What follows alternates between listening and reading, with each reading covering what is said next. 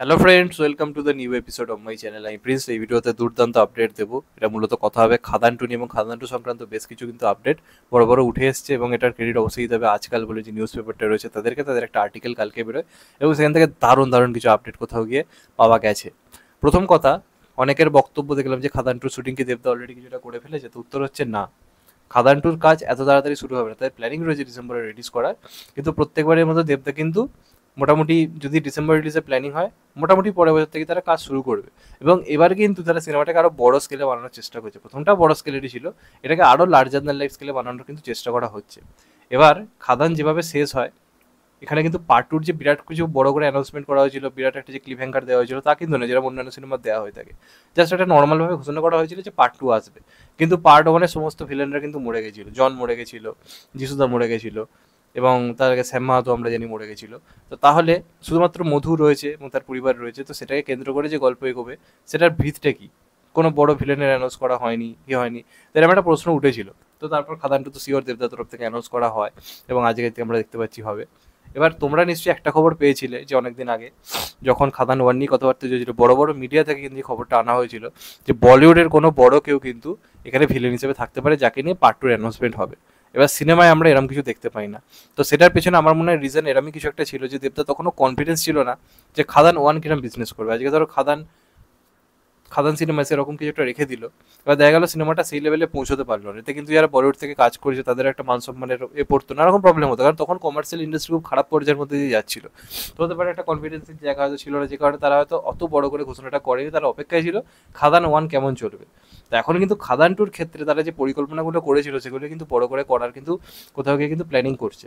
যেটা আমি আপডেট জানতে পারলাম, খাদান টুতে কিন্তু স্যাম এবং মধু দুজনেই থাকতে চলেছে। প্রথমে যেমন খবর ছিল প্রিকুয়েল থাকবে, তো জানা যাচ্ছে এখানে শ্যাম মাহাতোর কিন্তু মানে গুরুত্ব থাকতে চলেছে, এবং যিশুদার ক্যারেক্টারটাও থাকতে চলেছে। তাদের আগের গল্প দেখানো হবে, তাদের যে আমরা যদি দেখি সেইভাবে তাদের ব্যাকআপ স্টোরিটার খুব একটা বিল্ড আপ কিন্তু খাদানে দেয়নি। এবার কিন্তু সেটা থাকতে চলেছে। এবং শ্যাম মাহাতো মরে গেলেও শ্যাম মাহাতোর কিন্তু ভেতরে ভেতরে একটা বড় কাণ্ড কারখানা ছিল।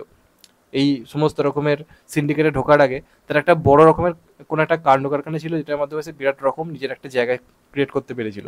সেটা আই থিঙ্ক এই গল্পের কিন্তু হাইলাইট হতে পারে, যেটা মধু জানার চেষ্টা করবে, এমনটা জানা যাচ্ছে। কারণ দেখো, মধুর এখন পুরোপুরি দায়িত্ব মোহনের তৈরি করা, যে পুরো এই মুহূর্তে যে সিন্ডিকেটটা খাদানের, সেটা পুরোপুরি এখন মধুর হাতে এসে গেছে। সেটা আমরা সিনেমা দেখেই বুঝে গেছিলাম। এছাড়া তার ওয়াই পুরোপুরি সন্তান সম্ভবা রয়েছে, আমরা দেখেছিলাম যে তার ছেলে বা মেয়ে কিছু একটা হবে। ইথিকা পুরোপুরি প্রেগনেন্ট ছিল, সেটাও পরেই গল্পটা কোথাও গিয়ে এগোবে, এবং এখন পুরোপুরি দায়িত্ব এসে গেছে এই দেবের হাতে। এবার তোমার কি মনে হয়, মোহন মারা গেছে ব্যাস, মোহন কি এতটাই সব কিছু ছেড়ে দেবে? মোহনকে এতটাই হালকা? মোহনের এমন হতে পারে সে কিন্তু বহুদিন বাইরে থেকে ফিরে এখানে ফিরেছিল। সেই সময় সে কিন্তু নিজের সিন্ডিকেট বড় করছিল, এবার সেই সিন্ডিকেট বড় করার সময় সে ওই এলাকার বাইরে বিভিন্ন জায়গাতে কিন্তু তার পরিধি বাড়িয়েছিল। সেটা গল্প একটা জায়গাতে দেখিয়েছিল যে কত কত জায়গাতে রয়েছে, তার মধ্যে মুম্বাই আরও বড় বড় জায়গা রয়েছে যেখানে এই সিন্ডিকেটটাকে সে বড় করার চেষ্টা করেছে।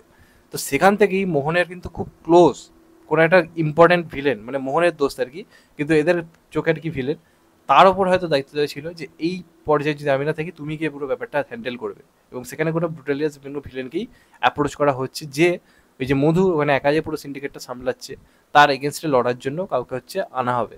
এবং সেটাই সম্ভবত বলিউডের কোনো নাম হতে পারে, এবং সর্বোপরি সুনীল শেট্টির নামটা সবার উপরে থাকবে, তার কারণ তখন সুনীল শেট্টির নামে সবচেয়ে বেশি শোনা যাচ্ছিল এরকম একটা ক্যারেক্টারে।